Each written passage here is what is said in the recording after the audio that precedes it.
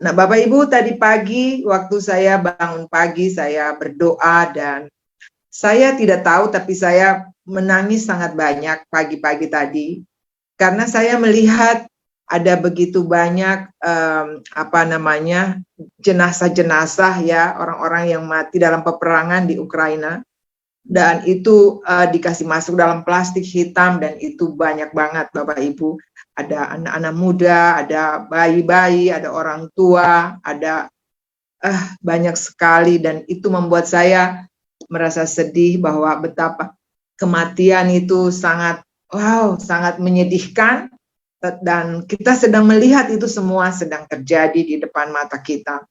Lalu waktu saya berdoa, saya merasa bahwa sebenarnya ada banyak tekanan yang sedang dialami juga oleh orang-orang percaya, termasuk orang-orang kudus di seluruh dunia, termasuk saudara dan saya, ya. Tetapi saya melihat bahwa pada waktu saya memuji Tuhan, saya waktu berbahasa roh, itu ada satu kalimat yang berulang-ulang berkali-kali, dan ternyata terjemahannya itu adalah bersyukur. Dan setelah saya berdoa, Pastor Luther menghubungi saya untuk sharing. Dan inilah tema saya malam hari ini, mengapa saya harus bersyukur. Nah, Bapak Ibu bisa katakan di dalam perkataan Bapak Ibu sendiri, katakan mengapa saya harus bersyukur. Mengapa saya harus bersyukur. Nah, tadi saya tanya beberapa teman saya di sini, mengapa Anda harus bersyukur? Ya, jawabannya karena Tuhan baik, Tuhan itu setia gitu ya. Tetapi ada juga yang bertanya begini, tapi apakah ketika hidup saya berantakan, saya dapat bersyukur? Ya, jadi semua orang bilang, iya kita bisa bersyukur karena Tuhan itu baik, Tuhan setia, Tuhan penolong, Tuhan selalu ada di dalam keadaan-keadaan yang sulit. Tetapi Bapak Ibu, banyak juga di antara kita yang tidak bisa bersyukur. Ada yang justru berkata begini, bagaimana saya bisa bersyukur? Suami saya meninggalkan saya dan anak-anak. Bagaimana saya bersyukur, Mem? Sementara anak-anak saya ini nyaris tidak bisa sekolah karena tidak bisa bayar uang sekolah. Bagaimana saya bisa bersyukur kalau penyakit saya tidak sembuh-sembuh juga? Benjolan di leher saya tidak pernah turun juga. Bagaimana saya bisa bersyukur? Jadi Bapak Ibu, saya mau bilang begini, bahwa ketika kita bisa bersyukur, ya, itu ada yang bilang begini, bisa. Tapi ada juga bilang begini, sulit Mem, ya, sulit untuk bisa bersyukur, apalagi dalam keadaan yang berantakan, ya. Nah, Bapak Ibu, kenapa sulit? Saya juga alami semua ini. Kenapa sulit, ya? Karena gini, seringkali kita melihat masalah yang kita hadapi saat ini, itu kita pakai kaca pembesar juga, ya. Jadi misalnya nih, kita ada punya masalah keuangan misalnya ya, maka hanya masalah keuangan yang ada di mata kita, yang ada di pikiran kita, yang ada di hati kita. Semakin hari masalah keuangan semakin besar. Karena apa? Kita pakai kaca pembesar, benar nggak sih? Jadi semakin besar masalah yang kita lihat. Padahal Roh Kudus bilang begini, Paula, kamu tahu enggak? Katakan ini 100% saya ada untuk Anda, ya. Masalah keuangan atau masalah sakit penyakit atau masalah keluarga itu hanya 1% yang kamu alami. Kenapa kamu tidak bisa melihat 99% yang lain, semua pertolongan, semua berkat yang kamu alami, ya. Jadi sebenarnya kita sulit untuk bisa bersyukur dalam keadaan-keadaan yang sulit, karena kita melihat masalah saat ini pakai kaca pembesar pula, ya. Tapi ketika kita bisa melihat ada ternyata cuma 1%, sementara ada 99% kebaikan Tuhan, maka apapun yang terjadi, kita harus bisa bersyukur. Katakan amin. 1 Tesalonika 5 ayat 18, kita mau baca malam hari ini. Dikatakan begini, Ayat 16, bersukacita senantiasa, tetap berdoa. Ayat 18, mengucap syukurlah dalam segala hal, sebab itulah yang dikehendaki Allah di dalam Kristus Yesus bagi kamu. Katakan amin.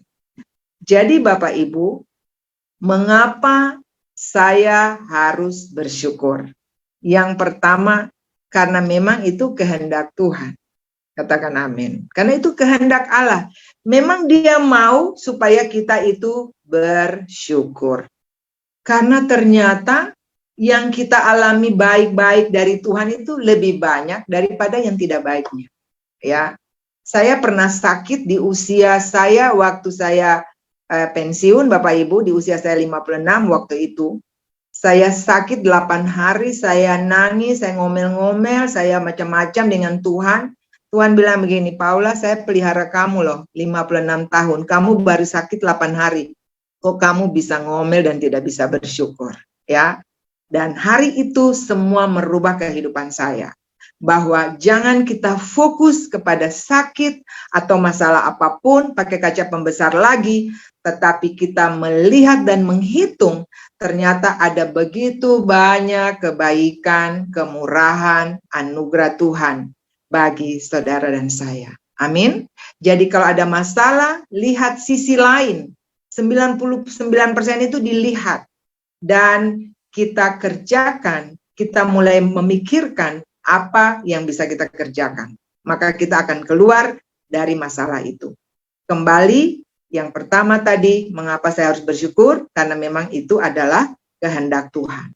1 Tesalonika 5:18, bersyukur dalam segala keadaan. Artinya baik atau tidak baik, happy atau unhappy, ada atau tidak ada, tetap bersyukur. Katakan amin. Kenapa? Roma 8 ayat 28 berkata bahwa Tuhan turut bekerja dalam segala sesuatu. Untuk apa?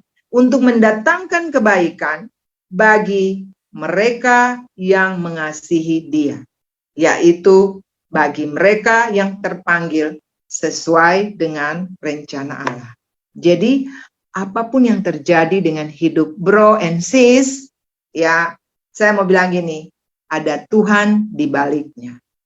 Ada Tuhan di balik segala sesuatu yang kita alami. Saya mau kasih contoh ya, saya kasih contoh diri saya. Beberapa waktu yang lalu, saya sedang berdoa ya, keluarga kami sedang berdoa supaya rumah kami bisa dikontrakan atau rumah kami yang kami mau jual ini ada pembelinya ya. Ini keluarga saya yang kita sedang alami. Nah, kemudian waktu saya selesai doa pagi, Bapak Ibu, tiba-tiba ada orang yang tidak saya kenal, itu orang dari Surabaya ya, orang ini saya tidak kenal. Dia menelpon bahwa ada adiknya mau pakai rumah untuk kontrak. Ini saya amin, langsung ada telepon. Kan saya gimana? Wow, terima kasih Tuhan. Tuhan jawab doa saya. Luar biasa, saya baru doa langsung telepon datang, gitu kan? Nah, tetapi kemudian Bapak Ibu, apa yang terjadi? Sore harinya cancel. Nah, itu kan seru nih. Cancel karena Ibu sorry, ini saudara saya ini dia punya barang-barang banyak, jadi tidak bisa pakai karena Ibu punya rumah juga sudah banyak barang di dalamnya. Ya. Jadi akhirnya saya mulai, waduh Tuhan, ternyata itu orang telepon tuh hanya untuk menghibur saya ya. Bayangkan saya begitu loh. Oh ternyata orang telepon saya waktu selesai saya doa itu ternyata hanya untuk menyenangkan saya. Nah, lalu saya bicara dengan adik saya, Ibu Yoma, kebetulan beliau ada di sini. Dia bilang begini, Kak, jangan fokus pada jawaban tadi, tapi fokus pada Tuhan dan lihatlah tangan Tuhan. Nah, lalu saya doa lagi Bapak Ibu. Saya bilang, Tuhan, saya hanya mau fokus pada Tuhan. Saya minta ampun kalau saya sudah lihat dengan cara pandang saya dan hari ini saya cuma mau lihat Tuhan. Bapak Ibu, jam 10 kita pergi duduk di depan sana, tiba-tiba ada yang telepon. Ibu Paula, saya mau beli rumahnya. Ya, minggu depan saya akan datang, saya akan bayar rumahnya. Bapak Ibu, kira-kira apa reaksi saya? Apa yang Bapak Ibu akan alami seperti saya? Pasti senang kan? Senang banget. Dan saya bilang, oh Tuhan, bayangkan kalau kemarin orang itu kontrak dan dia tinggal di rumah itu, terus ini ada orang yang mau beli, berarti saya harus kasih keluar orang yang mau kontrak kan? Jadi ternyata Tuhan ada yang cancel untuk tidak kontrak karena ada yang mau membeli. Dan itu dua-duanya adalah doa kami. Jadi saya bilang bahwa ternyata betul Roma 8 ayat 28 ini, Tuhan itu bekerja dalam segala sesuatu. Ya, jadi jangan cepat-cepat kecewa, jangan cepat-cepat komplain, karena ternyata di balik semua itu, Tuhan tetap bekerja. Untuk apa? Untuk kebaikan saya. Tapi yang saya lihat dari proses ini adalah bahwa bagaimana jam doa ditingkatkan, doanya tambah banyak, firman Tuhannya dibaca lebih militan lagi, lebih konsisten lagi. Jadi ada banyak hal yang Tuhan buat supaya kita lebih dekat dengan Tuhan. Katakan amin. Jadi itu yang pertama. Kemudian yang kedua, Bapak Ibu, kenapa saya harus bersyukur? Karena yang kedua nih, sebab Tuhan itu baik. Mazmur 136 ayat 1 berkata, bersyukurlah kepada Tuhan sebab Ia baik. Bahwasanya untuk selama-lamanya kasih setianya. Bapak Ibu, Tuhan itu baik bagi kita semua. Bayangkan kalau pagi-pagi sampai hari ini kita masih hidup. Amin. Ini alasan loh untuk mengapa kita harus bersyukur. Kita masih hidup. Ibu siapa tadi yang Ibu Fani dipromosi Tuhan selama 13 tahun. Amin. Kita semua ada yang sehat. Oksigen gratis dari Tuhan setiap hari. Kita dapat air yang bersih. Benar nggak sih? Ada rumah untuk tempat kita beristirahat. Kita punya potensi karunia-karunia yang Tuhan kasih untuk kita. Benar. Dan kita juga punya alam yang indah.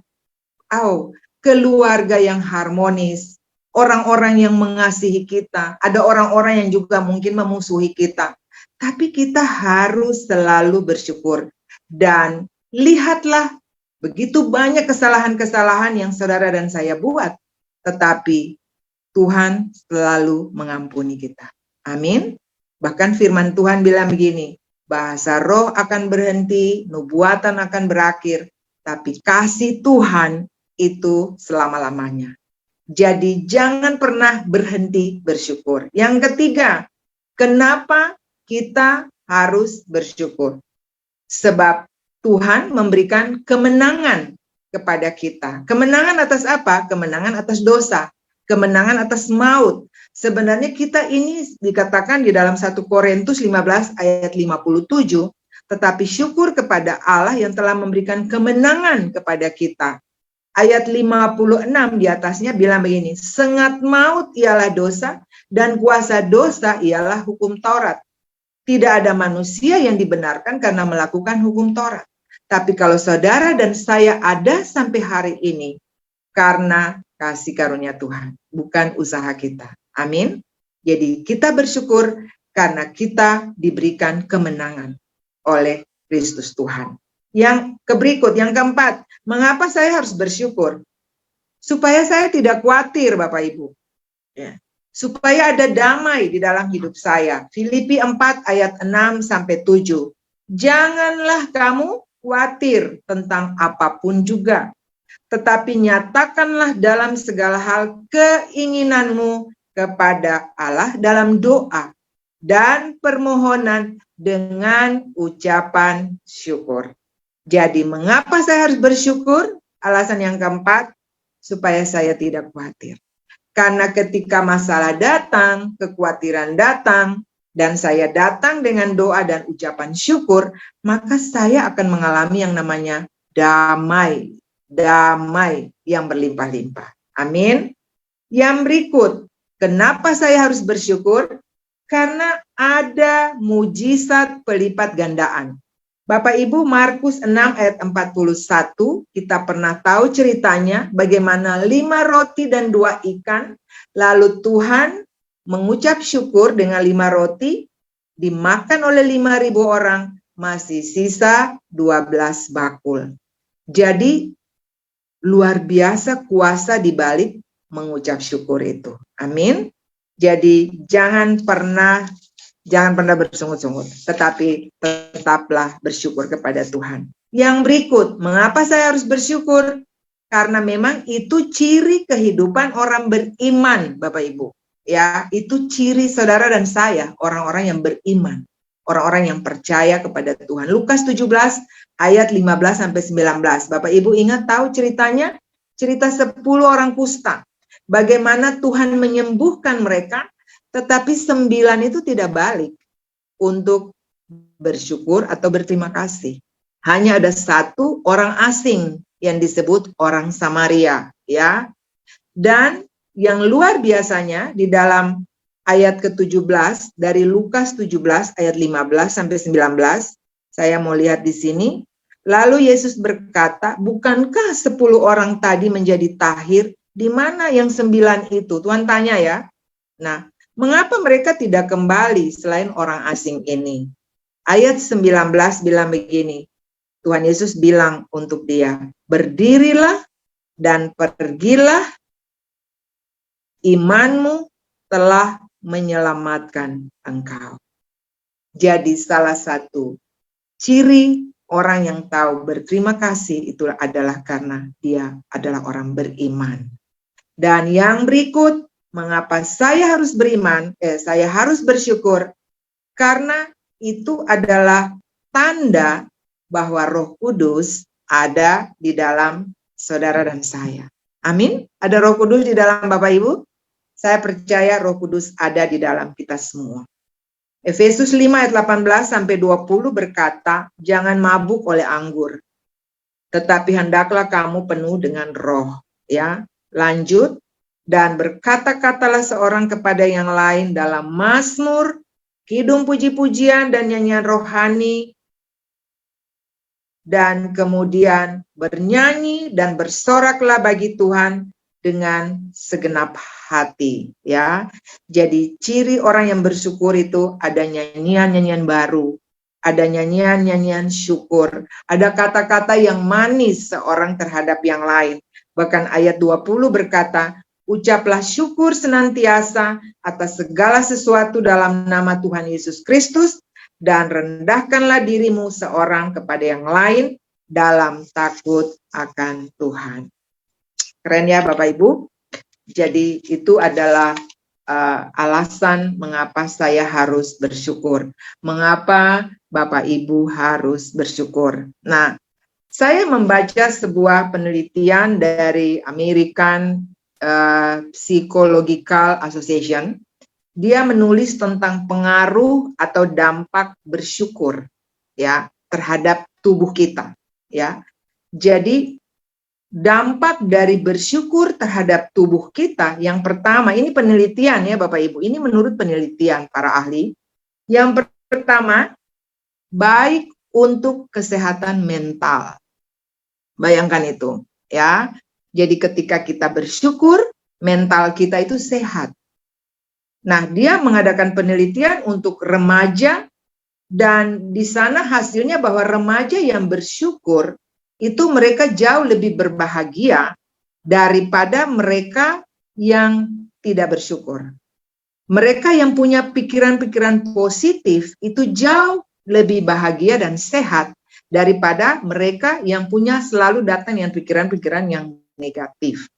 Nah, itu penelitian. Jadi sehat mental, ya. Yang kedua, orang yang bersyukur, dampaknya bagi tubuh mereka adalah hidup lebih tentram. Ya, Bapak Ibu bayangkan bahwa kalau kita itu hidup damai dengan semua orang, kita selalu berkata-kata positif seorang terhadap yang lain, kita selalu juga saling menghibur, saling menyenangkan, maka hidup kita pasti lebih tentram, benar nggak?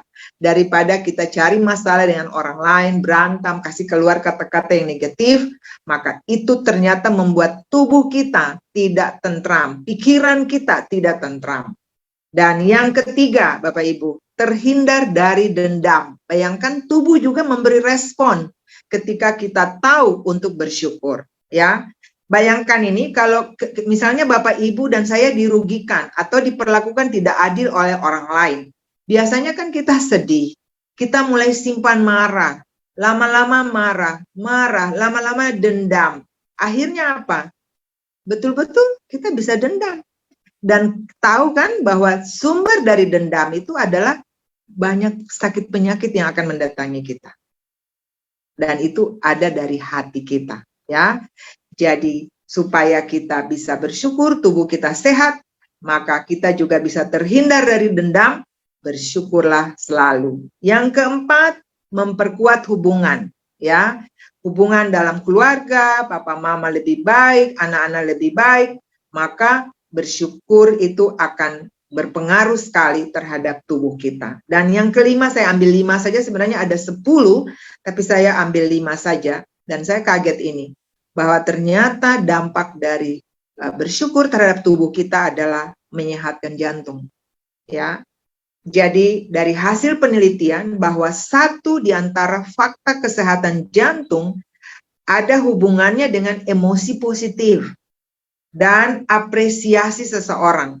Jadi sikap bersyukur menjadi penting bagi pengidap penyakit jantung. Ya, jadi kita berdoa supaya kita semua di sini baik-baik saja, selalu bersyukur supaya kita sehat, pikiran, mental, dan juga tubuh kita sehat. Nah, yang berikut, kalau orang yang bersyukur, lawannya adalah ternyata orang yang suka bersungut, Bapak Ibu. Saya lupa tadi bahwa kalau definisi bersyukur di dalam kamus bahasa Indonesia, bersyukur itu artinya rasa terima kasih kita kepada Tuhan.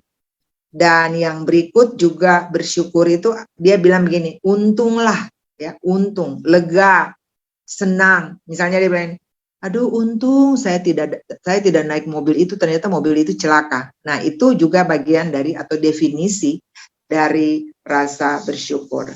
Dan orang yang bersyukur itu lawannya adalah orang yang suka bersungut-sungut.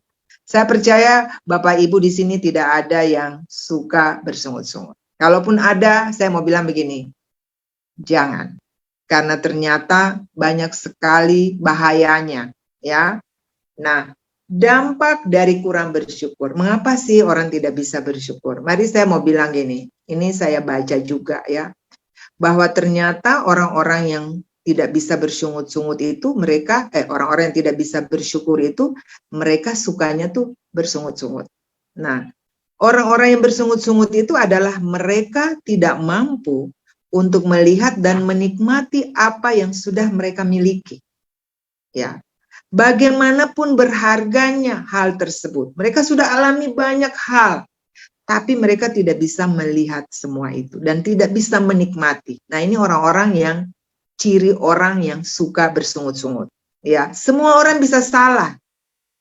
Salahkan siapa saja.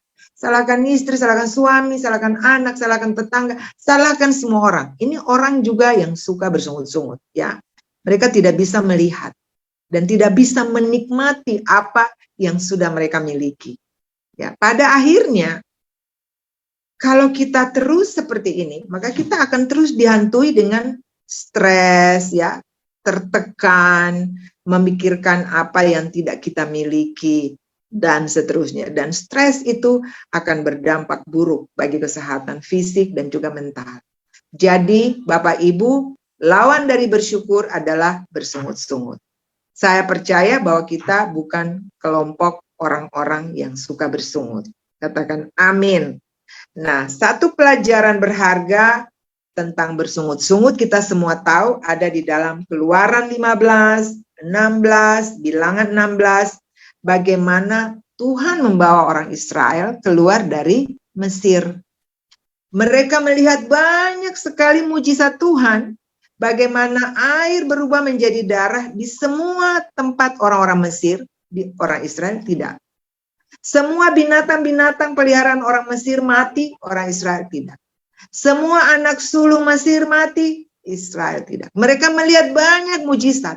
Tapi ketika Tuhan bawa mereka keluar dan masuk di padang gurun, mereka bersungut-sungut sepanjang perjalanan. Banyak yang mati di pagut ular, Dan firman Tuhan berkata, satu generasi itu habis, mati semua.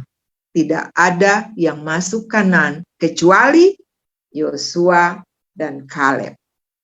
Jadi ternyata resiko akibat dari bersungut-sungut itu Bapak Ibu, tadi yang saya katakan di atas, tidak bisa melihat, tidak bisa menikmati kebahagiaan apa yang sudah kita, selalu tidak cukup, selalu ya, dan juga mati, tidak bisa menikmati tujuan Tuhan di dalam kehidupan mereka. Jadi Bapak Ibu, yang terakhir supaya kita tidak bersungut-sungut, maka ada 4 hal yang saya bagikan terakhir ini. Yang pertama saya ulangi, tetap bersyukur. Tetap bersyukur ada 7 poin tadi, ya.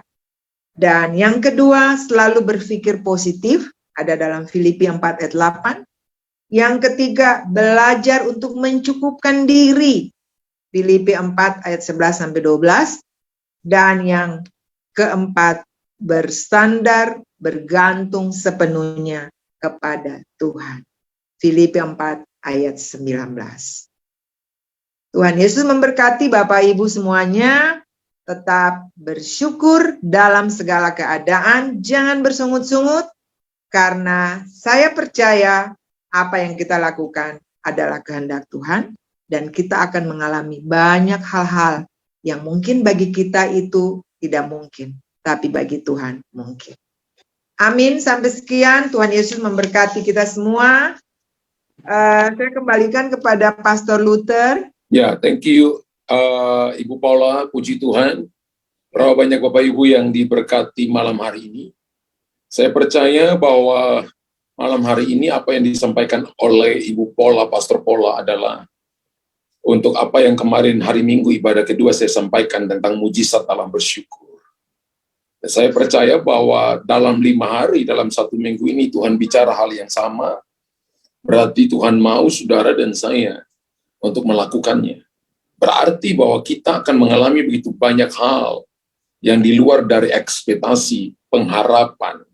Bapak Ibu akan mengalami masa-masa yang nggak enak, mengalami ujian, mengalami di mana jalan tertutup. Mungkin Bapak Ibu mengalami pekerjaan, bisnis saudara, mungkin alami pergumulan dalam keluarga. Tapi Tuhan sudah kasih kita kunci hari ini untuk ucap syukur. Dan orang ucap syukur, orang tidak mengucap syukur itu sama dengan orang yang tidak mengenal Tuhan. Bahkan Alkitab katakan mereka penjahat. Contoh, bahwa satu generasi mati di padang gurun karena mereka memberontak kepada Tuhan karena mereka bersungut-sungut. Sungut-sungut adalah salah satu daripada kategori bahwa kita itu menjadi musuhnya Tuhan. Ketika Bapak Ibu bersungut-sungut, kita jadi musuhnya Tuhan. Tapi ketika kita bersyukur, maka mujizat terjadi. Kemarin saya bagikan kepada saudara, bahwa masih ingat bahwa ucapan syukur itu membawa kita ke hadapan hadirat Allah. Ya, Mazmur 100 ayat 4 dan 5 nanti Bapak Ibu baca. Ucapan syukur itu juga melahirkan mujizat pelipat gandaan.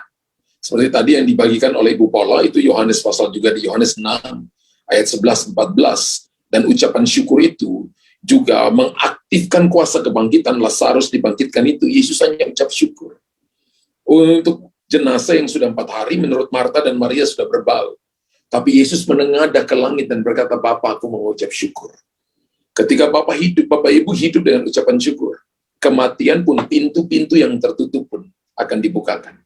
Ataukah Bapak Ibu ketika kita ucap syukur, bukan untuk supaya kita makan dan minum, bukan. Ketika kita ucap syukur, bukan supaya untuk kita disembuhkan, bukan. Kita ucap syukur, itu tanda bahwa kita mengenal Tuhan dengan benar.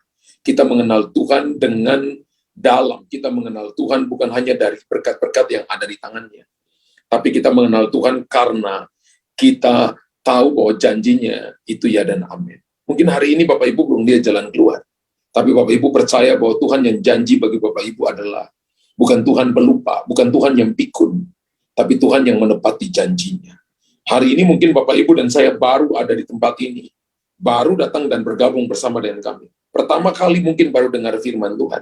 Saya beritahukan kepada Anda, ada banyak nabi, ada banyak rasul di luar. Tapi juru selamat cuma satu, namanya Yesus. Karena itu panggil nama Yesus. Dan Anda akan melihat perkara-perkara hebat, perkara-perkara ajaib. Mari Ucap syukur itu adalah merupakan identitas diri bahwa kita orang percaya. Ketika Bapak Ibu hidup dengan sungut-sungut, maka kita bukan orang Kristen. KTP kita mungkin Kristen. Kita bisa nyanyi lagu rohani. Tapi Anda di hadapan Tuhan, Tuhan bilang, aku tidak mengenal kamu.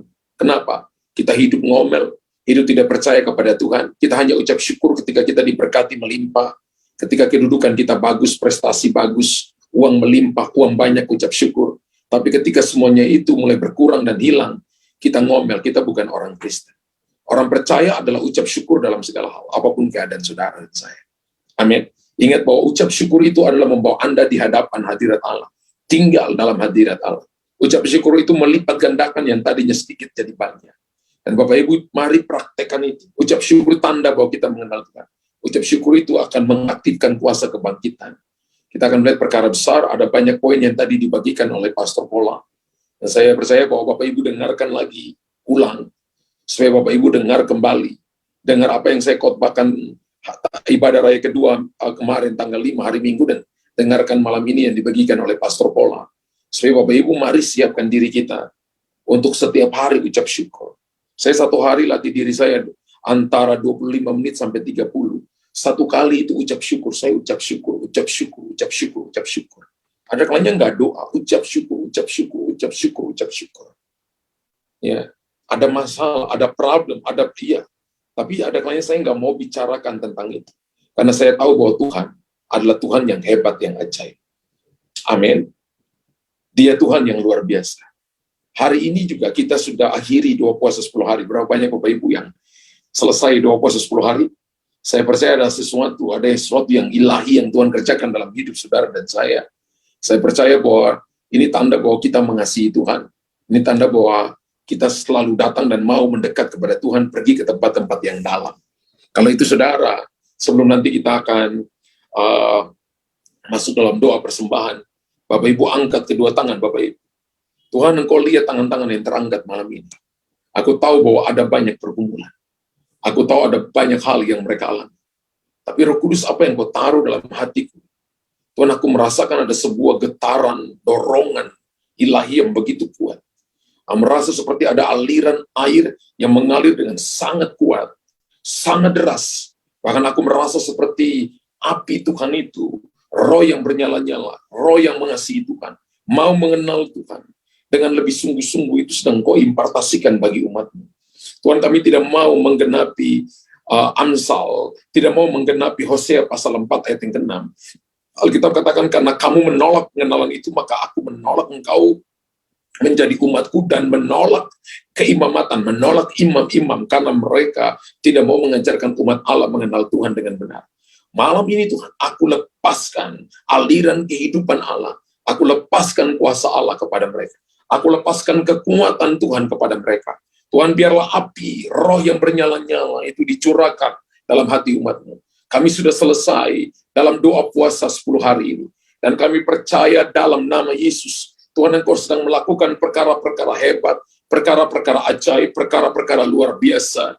Tuhan, kami percaya mujizat sedang terjadi, pintu yang terbuka, biarlah mulut kami penuh dengan ucapan syukur. Ada begitu banyak pergumulan dalam pekerjaan, dalam bisnis, dalam kesehatan. Malam hari ini, tapi aku juga tahu bahwa Tuhan juga sedang bekerja dengan cara yang hebat.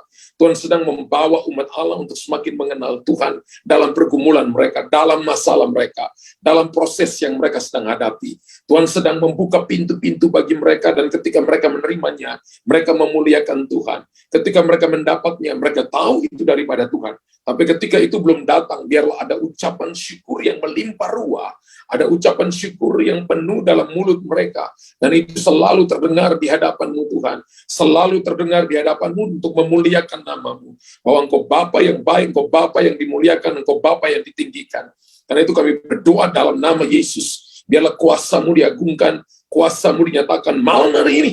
Bapak Ibu, terima itu, terima itu, terima itu, terima itu dalam nama Yesus. Kuasa Allah mengalir bagi saudara, pemulihan Tuhan turun bagi saudara, api, api, api, api kuasa Allah turun, api, api, api kuasa Allah turun, turun memenuhi saudara, turun memenuhi saudara, turun memenuhi saudara, turun memenuhi saudara. Beberapa saudara merasa seperti ada aliran